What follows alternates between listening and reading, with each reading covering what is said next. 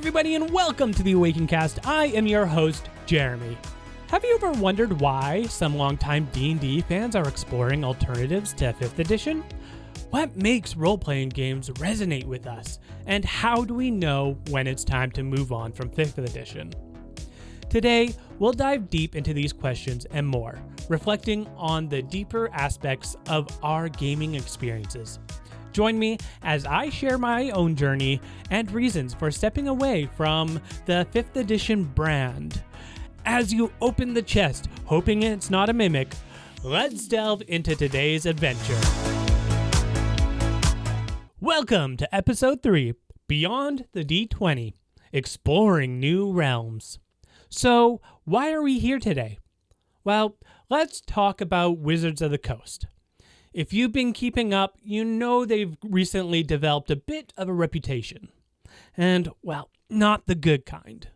For those out of the loop, D&D was built on its customers, their imagination, and their hard work to create their own stories. Wizards tried to change that by monetizing everyone else's creativity. How? Well, through the OGL, or Open Game License. When the OGL was first implemented, it was a game changer. It allowed fans to create without fear of copyright issues, using D&D monsters, NPCs, and realms. You could even sell your character's art if you wanted.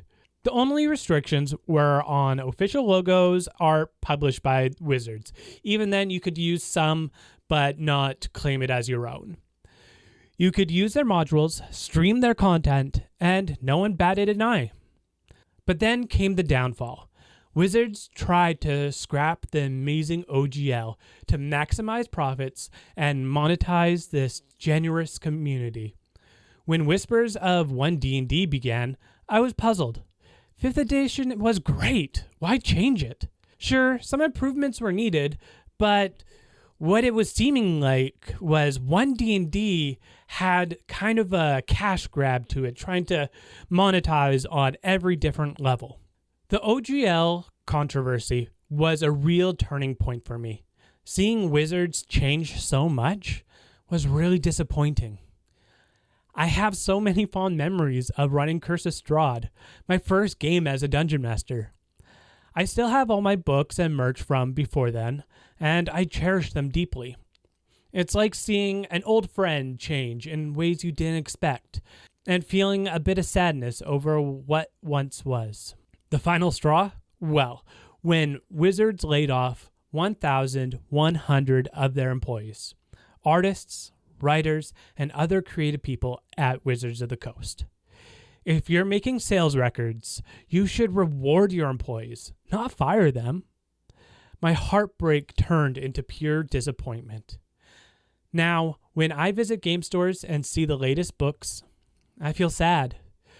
The creative teams behind the masterpieces like Curse of Strahd, Dragon Heist, Strixhaven, and Wild Beyond the Witchlight are, for the most part, gone. New releases feel a little off, with very concerning AI art speculations and subpar writing. I remember the excitement for Tomb of Annihilation's release. It was absolutely amazing. If you were there to experience that whole journey, you know exactly what I'm talking about. Live streams, Wizards involving the community, running one-shots, and showing their real passion. I really miss those days when they would actually show their passion and actually reach out to creators and show them how amazing their products were. Today, I feel like their passion is gone. It's depleted. It feels very much like they are trying to monopolize or trying to get as much money as possible and lost their heart. Like I was saying, it's like seeing an old friend change in the ways that you didn't expect. And you just wish to see them do their best. And you want to secretly root for them. I'm hoping that right now, it is just a time where they're trying to find themselves again, to find that passion again. And that's why it's so hard for me to support Wizards today. I will admit, I did cave and buy the D&D Converse shoes. My first purchase in a long time. D&D has been a massive part of my life for the past 8 years. It's so sad to see a company I loved become the BBEG of the tabletop role-playing game publishers. But in a way, it's freeing. Now I can seek out and support small businesses. The tabletop RPG community is filled with amazing, creative people. Exploring small, quality tabletop RPGs is honestly so much fun to see all the creativity, all the art, and what people have been doing for their own worlds. And also seeing branching out to different settings and also different publishers like Pathfinder's Starfinder. It's actually been really refreshing to read those books.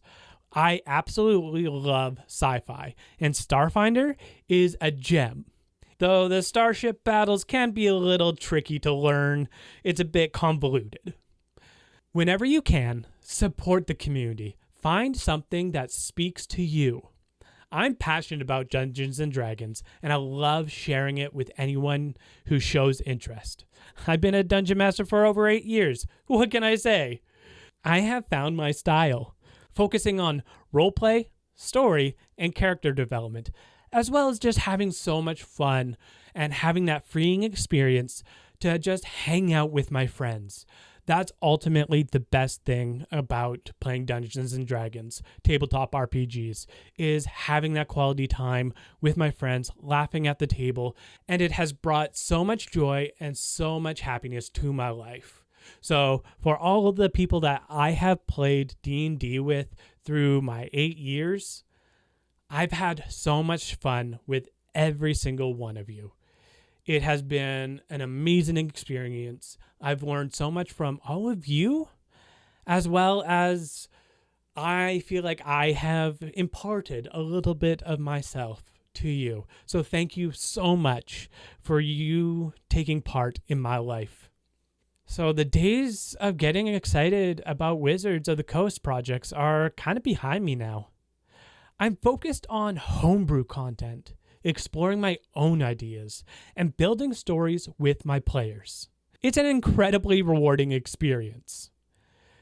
Even though I am currently running Strixhaven with my own in-person group, and it is a blast. Behind the scenes, I'm actually world building, crafting a story for future players to enjoy and shape to their will.